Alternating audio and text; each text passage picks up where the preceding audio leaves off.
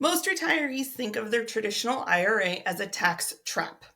And sure, it can be if you ignore it until age 73 and let required minimum distributions blow it up. But here's the thing. Using that money in retirement the right way can actually help your retirement, your taxes, and even your legacy. So let's go through some smart ways to use IRA money that don't leave you feeling like the IRS won. First up is medical costs. If you end up facing big medical bills or long-term care expenses, you can often use your IRA to cover those without paying tax, as long as the distribution matches the expenses. It's one of the few times the government gives you a break.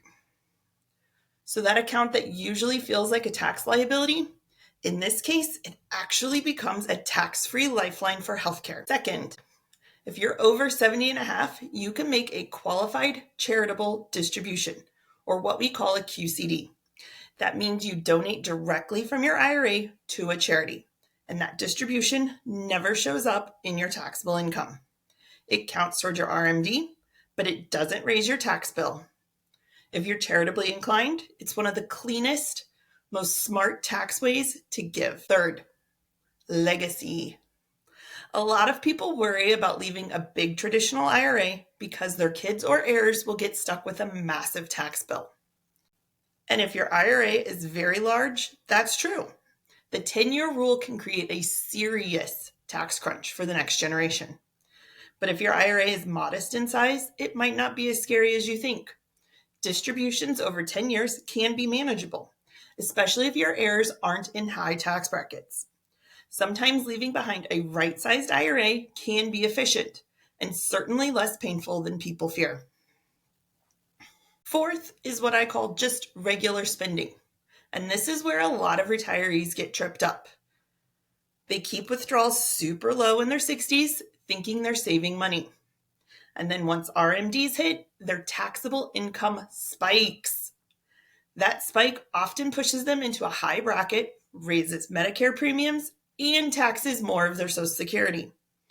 By spending strategically from your IRA earlier and smoothing income across the years, you can actually lower your lifetime tax bill. Smooth income is almost always cheaper income, tax-wise. Fifth, think about the years before Social Security starts. Let's say you retire at 60, but you don't plan to take Social Security on 67. That's 7 years where your income may be really low. Those are golden years for using your IRA. Every withdrawal in that window is likely taxed at lower rates compared to what you'll face once Social Security and RMDs pile on later. Using IRA money to bridge the gap can reduce the tax bite over your whole retirement. And sixth, this one seems counterintuitive, but it's powerful. Sometimes it's smart to take money out of your IRA even if you don't need it. Why? To fill up your lower tax brackets. For example, if you can withdraw up to the top of the 12% or 22% bracket, you're locking in taxes at that low rate now. If you skip those opportunities, you risk being forced into higher brackets later when RMDs kick in. Think of it like buying taxes on sale. You take advantage of the discount now instead of waiting for the IRS to charge full prices later. So yes, your IRA might feel like a ticking tax bomb, but it's also a powerful tool if you use it intentionally. Medical expenses, charitable giving, legacy planning, everyday spending, bridging the gap before Social Security, or filling up your lower tax brackets.